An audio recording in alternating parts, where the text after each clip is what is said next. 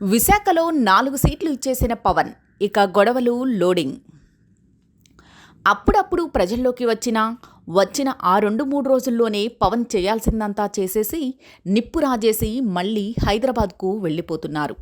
3 నెలలకు ఒకసారి ప్రజల్లోకి వచ్చే ఆయన ఆ మధ్య ఈస్ట్ గోదావరికి పర్యటించి రాజోలు, రాజానగరానికి అభ్యర్థులు ప్రకటించేశారు.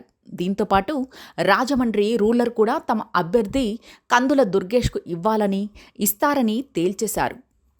దీంతో పార్టీ ఇయర్స్ ఇండస్ట్రీ నన్ను కాదని మీరు టికెట్లు ఎలా ఇస్తారు అంటూ సిట్టింగ్ ఎమ్మెల్యే గోరంట్ల బుచ్చయ్య చౌదరి ఇప్పటికే నిప్పురాజేశారు. దీంతోపాటు రాజానగరం, రాజోల్లోనూ టీడీపీ నాయకులు ఇప్పటికే గుర్రుమంటున్నారు.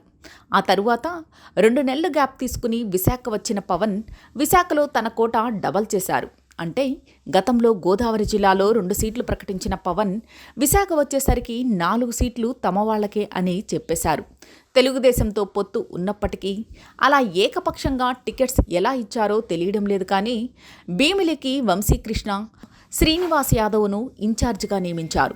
పెందుర్తి పంచకర్ల రమేష్ బాబును, గాజువాకకు సుందరపు సతీష్ కుమార్ను, యలమంచిల్ని సుందరపు విజయ్ కుమార్కు ప్రకటించేశారు.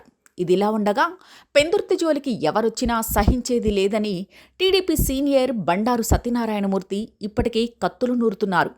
ఇప్పుడు ఏకంగా 4 దాదాపు టికెట్లు ఇచ్చేస్తుంటే టీడీపీ వాళ్ళు ఊరుకుంటారా? ఇప్పటికే అక్కడ 5 ఏళ్లుగా పనిచేస్తున్న టీడీపీ క్యాడర్ సైలెంట్గా జనసేనకు సపోర్ట్ చేస్తుందా? వాళ్ల గెలుపు కోసం పనిచేస్తుందా?